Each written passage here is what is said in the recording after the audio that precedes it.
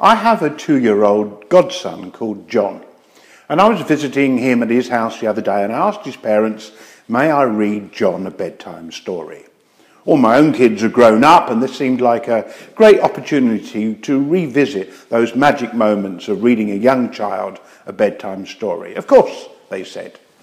Now, I scampered into the room behind John, jumped down and sat on the bed beside him. I pulled a book from a nearby bookshelf and I started to read.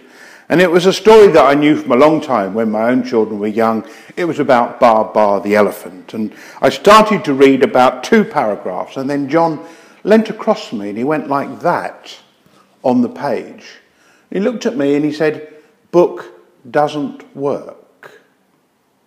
And the reason he said that, of course, is that he is of the tablet generation, the touch screen generation. And in John's world, in the future, books will always work. You'll touch something and it comes alive.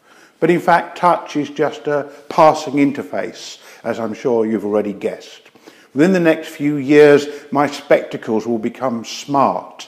And as I walk the streets, I will see the name of the restaurant, the menus it's offering, the special offer of today. And if I want to see reviews of that restaurant, I will even be able to read ones written only by my friends. The system will pick up my friends from my social media connections and deliver me those reviews, which of course I trust a lot more than reviews of strangers. I can just book a table by asking to, and then I can continue my walk on the street.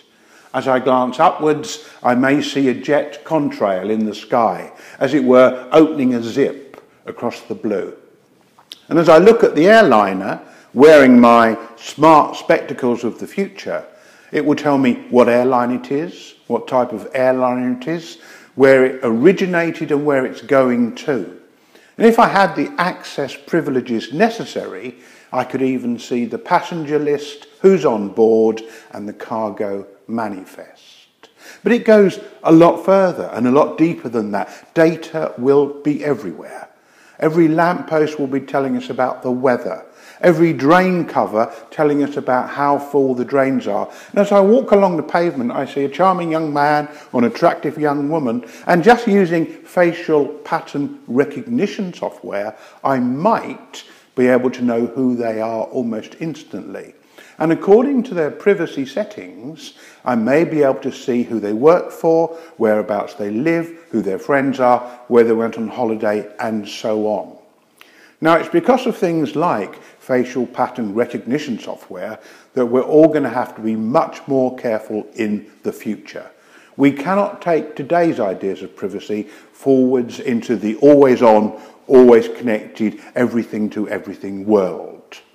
We're just about to realize that the world is becoming alive. The opportunities are fantastic, but the risks are concerning. And that's why I call the future, and it's the name of my next book, Scary Wonderful.